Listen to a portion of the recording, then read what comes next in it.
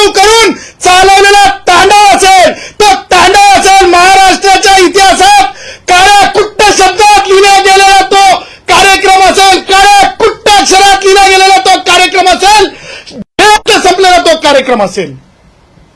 पण यामध्ये सर्व एकंदरीत जगाने पाहायला गेलं तर राज ठाकरेंनी हा आवाज उठवला या एकंदरीतच जीआर विरोधात आणि नंतर मग मोठी कडक भूमिका घेतली. त्यानंतर हे मुख्यमंत्र्यांनी घोषणा करणं की दोन्ही जीआर रद्द करणं, एकंदरीतच राज ठाकरेंचा करिश्मा तर पाहायला मिळालाच ना सदावर्ते साहेब. आणि त्याला लागूनच हा प्रश्न आहे की एकीकडे तिघांचं हे सरकार आहे, मात्र अजित पवारांनी पहिल्यापासूनच या भूमिकेला विरोध केलेला पाहायला मिळाला होता.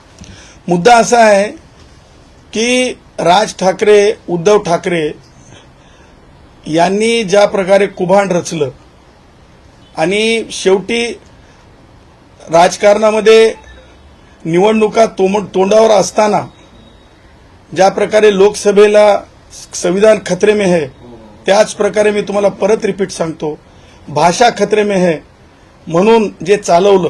जेव्हा फेअर गव्हर्नमेंट असते, जेव्हा ओपन गव्हर्नमेंट असते, तेव्हा ओपन गव्हर्नमेंट फेअर गव्हर्नमेंट म्हणून देवेंद्रजीच्या मुख्यमंत्री काळात आणि एकनाथरावजी शिंदे साहेबांच्या उपमुख्यमंत्री काळात पुन्हा एकदा चला ठीक आहे तुम्ही म्हणता आम्ही रद्द करतो, परंतु त्यासोबत रद्द करताना कारण मीमांसा केलेली आहे. लक्षात ठेवा, तुम्ही पत्रकारांनी डोळ्यांनी पाहिले, कारण मीमांसा केली आहे, नुकसानाची जाण करून दिली आहे. त्यासोबतच प्राध्यापक डॉक्टर जाधव यांची समिती नेमलेली आहे.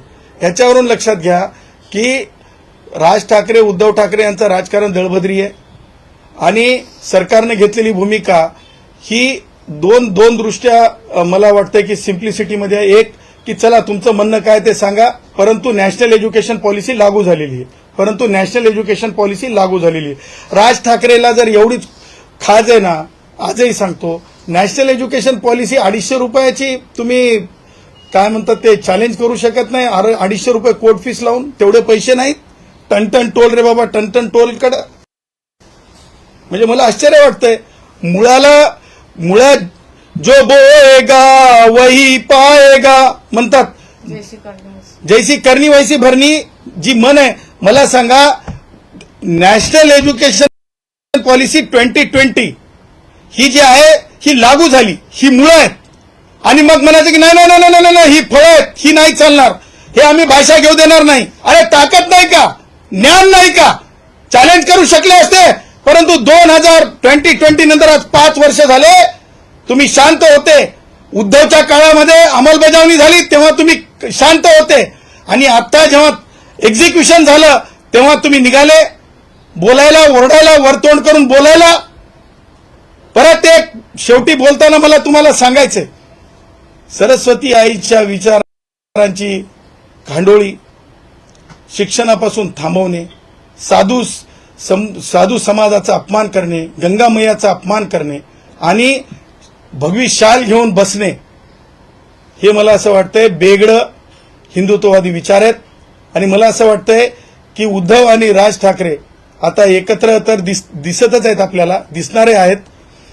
मला असं वाटतं येणाऱ्या काळामध्ये मामूजान, भाईजान, आता काय ते याचा महिनाही सुरू झालाय, कोणता त्या याचा ते मुस्लिमचा ते रमजान नाही, हे सुरू झालं ना आता ते मोहरम. मला असं वाटतंय कि सब त्योहारों का ख्याल रखो भाई, सब त्योहारों का ख्याल रखो, गले मिलो भाई, गले मिलो.